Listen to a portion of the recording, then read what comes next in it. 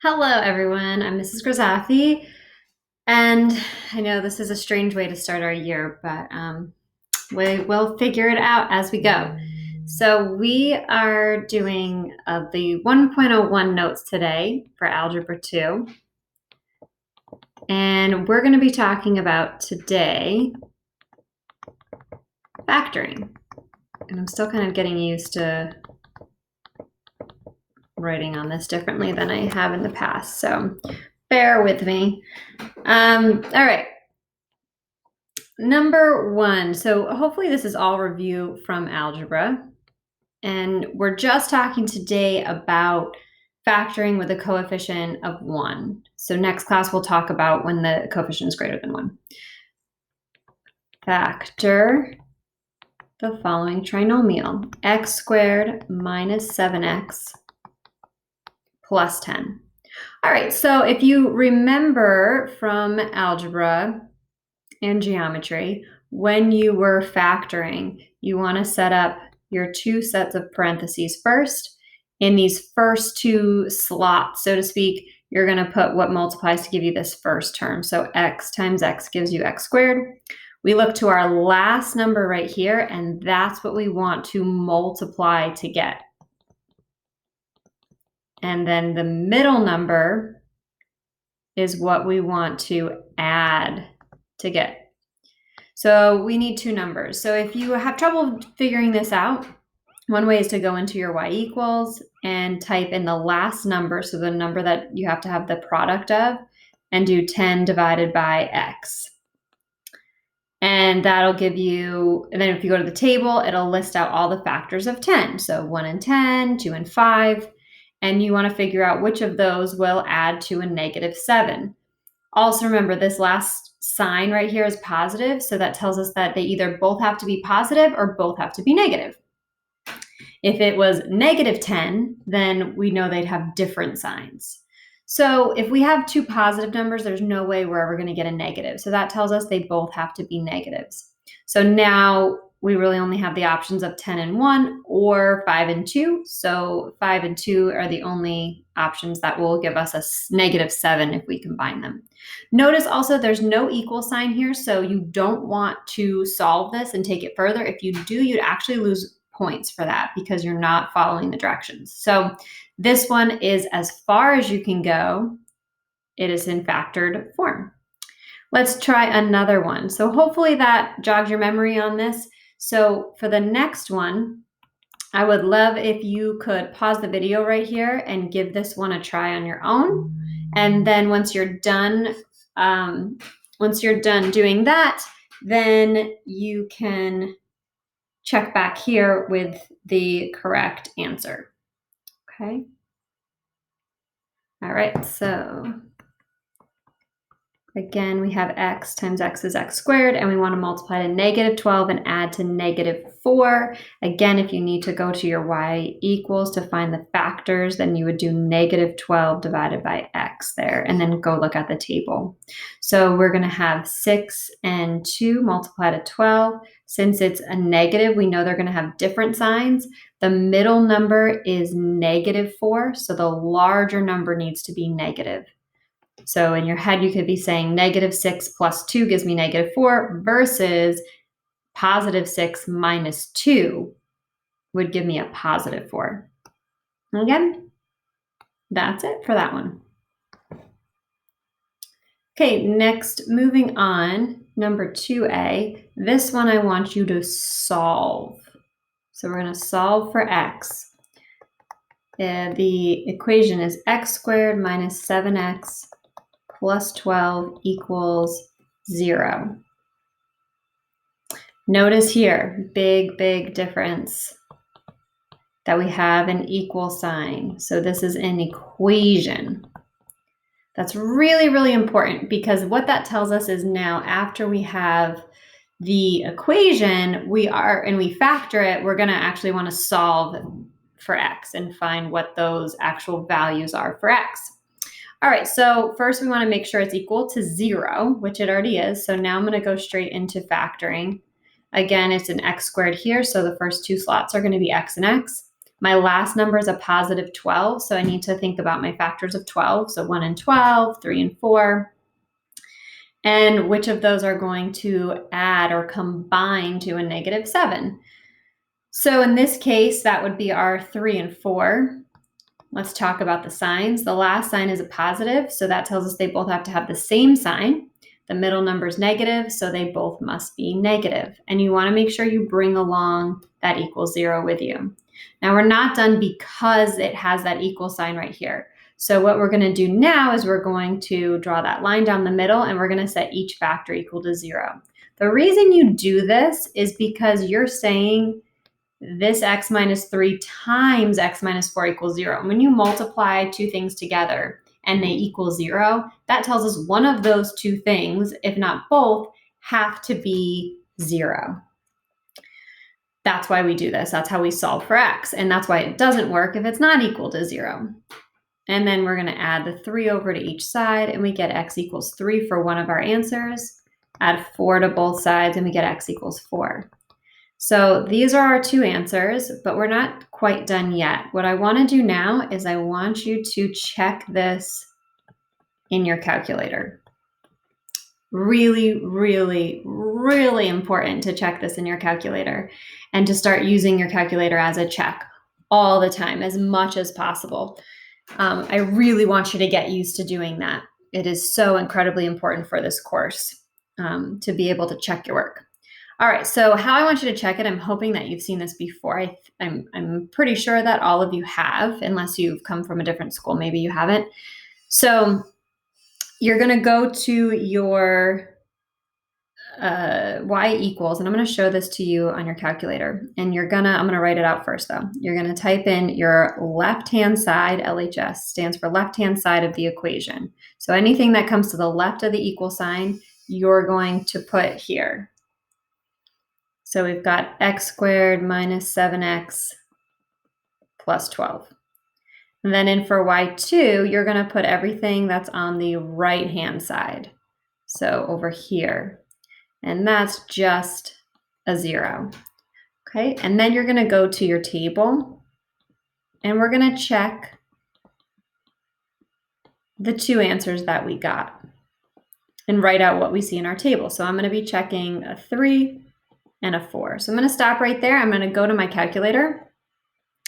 I'm going to go to my y equals, and I'm going to type in that left-hand side. So x squared minus 7x plus 12. And you'll see on my calculator, it highlights the last thing that I touched.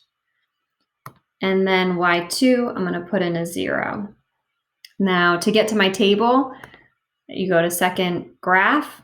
And here we go. Now, the other thing, excuse me, that you might want to get in the habit of doing is whenever you get your answers, especially if they're fractions, you'll have to do this, is go to second window, and at your table start, that means just where do you want the table to start at when you go to the table in the calculator? Start at one of your answers. So the lower of the two is 3.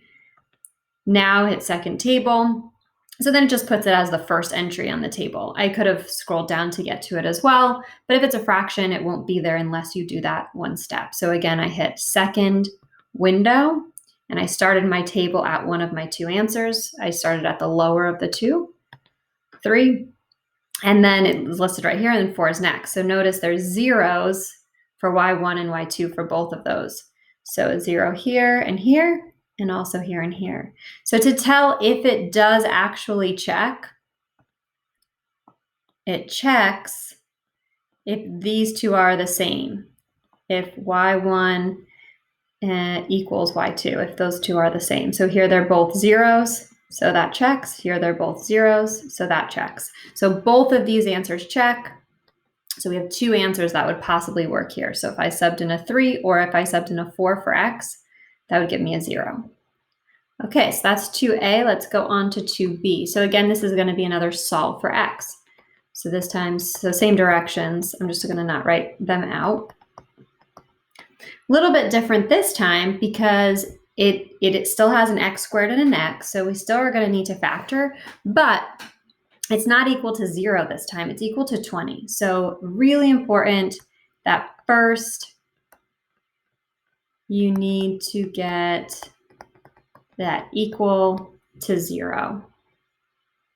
So before you factor. We want to always keep x squared positive. So here's the x squared. It's already positive. So I'm going to keep it where it is, which means I'm going to bring the 20 over to that side. Okay, so I'm going to subtract 20 from both sides. There are no like terms on the left-hand side here that 20 could be matched with. So it's just going to go right at the end. And 20 minus 20 is 0. Now that you've gotten to this point, I would say pause the video. I want you to try to factor this on your own, solve it, so set each of them equal to 0, and then also check it in your calculator, and then check back with me to see if you got the correct answer. Here we go. So when we factor this, we factor to get multiplied to 20 and add to 8. We want different signs. So this one we're going to be using 10 and 2. We want a positive 8. So it's going to be, the larger number will be positive. And then draw our line, set each equal to 0. Very, very important that you show this step right here, setting each equal to 0. So we get x equals 2 and x equals negative 10. Now onto our check in our calculator. So first we'll type in y1, and I always want you to use the original equation when you're doing your check.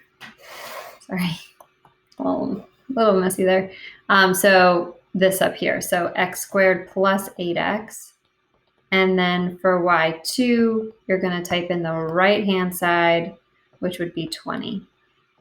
And then again, you're going to show me what you get in your table, which you should have already done because when you paused it, you should have checked it as well. When you're checking it, you're checking the 2 answers that you got over here. So at negative 10 and positive 2. Okay, so I'm not going to go through that right now, but if you do have questions, make sure you reach out to me and ask. Use 2A, how we did the check on that one, to help you if you need it. So you should see a 20 in all 4 spots here. So since the y1 and the y2 are the same, it checks. y1 and y2 are the same, it checks. So our answers for that one are negative 10 and 2. Next question. The directions for this one say to factor completely. Whenever you see factor completely, typically, not always, but typically, that factor completely means you're going to have to factor more than one time. What does that mean, factor more than once? Well, it means you should make sure you look for a GCF, because oftentimes you're going to have a GCF first and then you can factor it further. That says GCF. All right, so the actual expression I'm going to give you is 5x squared plus 15x plus 10.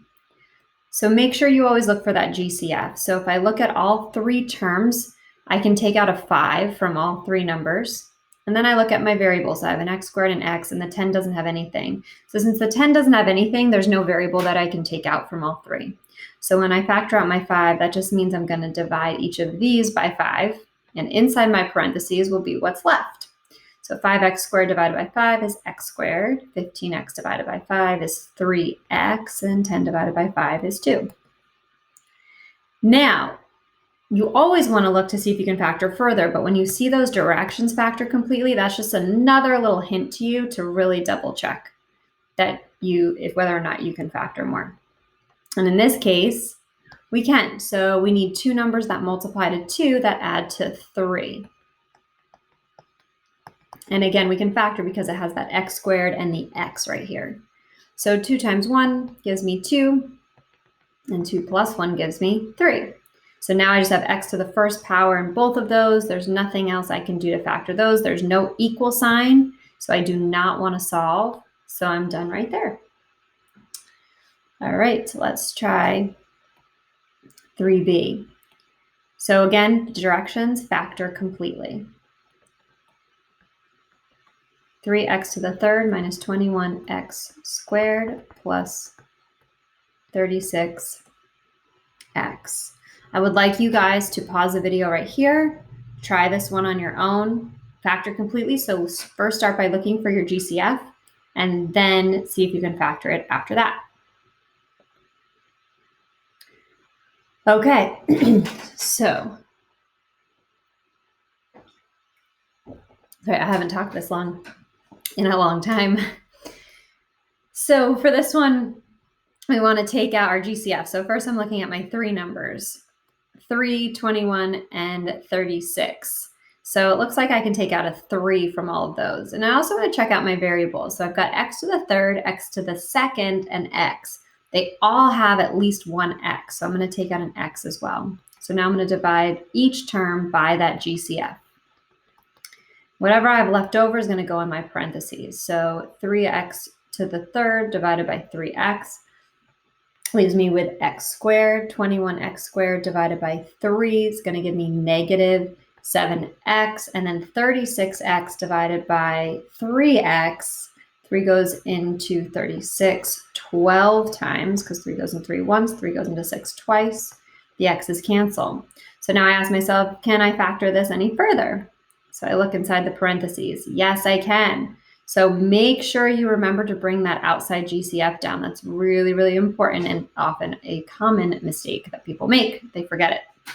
And then I'm going to separate this into two sets of parentheses. My x goes in the first slot of each. Two numbers that multiply to 12 and combine to -7 would be -4 and -3. There is no equal sign. Everything just has x to the first power, so there's nothing else I can do there to factor that any further. Uh-oh. Scrolling too far. Okay, so we're next on to number 4. Again, the directions are going to be to factor completely. So you've got 24x to the 4th minus 54x squared. So here, it's not a trinomial, so we know it's going to be a little bit different for this one. So for this one, again, your first step, it should always be to look for that GCF. So I look at my 24 and my 54, and I know that I can take out a 6 from both of those. Then I look at my variables. I have x to the 4th and x to the 2nd. So I'm always going to take the smallest exponent that they all have. So x to the 2nd. Now I'm going to divide each of these by 6x to the 2nd power. And in my parentheses will be what is left. So 24 divided by 6 gives me 4. X to the 4th divided by x squared is x squared. Remember, when you divide with exponents, you should be subtracting the exponents. And then we have 54 divided by 6 will give me 9. And x squared divided by x squared cancels. It gives us a 1. X squared goes into x squared one time. I'm left with that. No equal sign. Now I look inside the parentheses. I have 4x squared minus 9. I know 4 and 9 are both perfect squares. I know x squared is a perfect square. And it's a difference. It's subtraction. So that means inside here we have dots, a difference of two squares. Or some people call them dots, I think. Difference of perfect squares, whichever one you call it. Or if you don't call it any of those and you just recognize that it's difference of two squares, awesome. Now we got to factor that. So to factor a difference of two squares, first, don't forget to bring down your GCF here. You're going to set up your two sets of parentheses. We take the square root of this first term right here, 4x squared. The square root of that is 2x. So 2x times 2x gives me 4x squared. And then my last two numbers are going to multiply to a -9, and they should add to 0 because there's a 0 in the middle here. It's like saying 4x squared plus 0x minus 9. So a -3 and a +3. We'll multiply to 9 and add to 0. How you can remember that for dots, you just take the square root of the first one, and that goes in the first two slots. Square root of the last number, that goes in the last two slots, and it's always going to be 1 plus 1 minus. Again, don't forget to bring down that GCF. It's really important. And there's no equal sign, so do not solve. If you do solve, you will not get full credit. And we are on to our last problem here. I want you to solve for x. And since we're solving, anytime we have an equal sign with our variables, that means we can check it. So we're going to check on our calculators. The equation is 54x squared, kind of similar to our last one, but slightly different, minus 24x equals 0. Here we go. First thing we always do is what? That's right, you said it. Look for your GCF.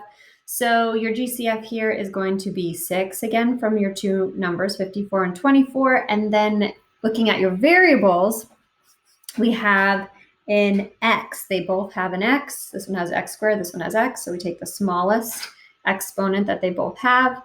We're going to divide each of these by that GCF. And inside the parentheses, it's what is left. So 54 divided by 6 is 9. X squared divided by x is just x. 24 divided by 6, and that's negative. So -4, the x's cancel. Okay, now we look here. We have 9x minus 4. Can we factor that further is the question. And it's close to being a difference of 2 squares. And I think this is why students struggle with these ones, because it's so close, but it's not quite, because it doesn't have an x squared or x to the 4th. This x is not a perfect square. If it had been 9x squared minus 4, yes. Or 9x to the 4th, yes.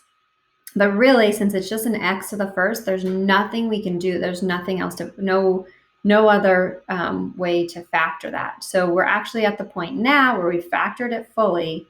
We're going to draw our line and we're going to set each factor equal to 0. So we're going to set this 6x equal to 0, even though there's no plus or minus in between. So these are actually shorter, but sometimes they seem a little bit harder for students to do. And we're going to solve, so divide by 6, and x equals 0. 0 divided by anything is 0. Here we're going to add the 4 over, and we get 9x equals 4. Solve for x by dividing by 9, and x equals 4/9. So I have two answers here, but I want to make sure that both of them check. So I'm going to go into my calculator, and I'm going to do a check. So first, and for y1, I go back to my original equation, and I'm going to type in the left-hand side in for y1. So that's 54x squared minus 24x. And then in for y2, I'm typing in the right-hand side, which is just a 0. Then I go to my table. And for this one, we are definitely going to have to use our table start here. So let me pull this one up just to show you again what I mean by that. So here I'm going to type in my left-hand side, 54x squared minus 24x, and then 0 in for y2, which I already have there. So to check this, I'll check the 0 first. So I'll do second table set, start at 0, second graph, and I see I have 2 zeros there. I'm going to do the other one before I go back and write it in. So now go back to second window and that table set. And this time I'm going to start my window at 4/9. Now I know you guys have gotten really good at using your alpha y equals button, but in this particular part of the calculator, it won't let you do that. It'll just give you the slash instead once you use alpha y equals. All right, so 4/9. If we didn't do this step right here, we would never find 4/9 in the table. Okay, so it changes it to a decimal, and that's okay. And then it's going to be the first one that you see, though. And then again, we have y1 and y2 are 0, so that it does, in fact, check. So I've got my x, y1, and y2. So 0 had 2 zeros, so that one checked.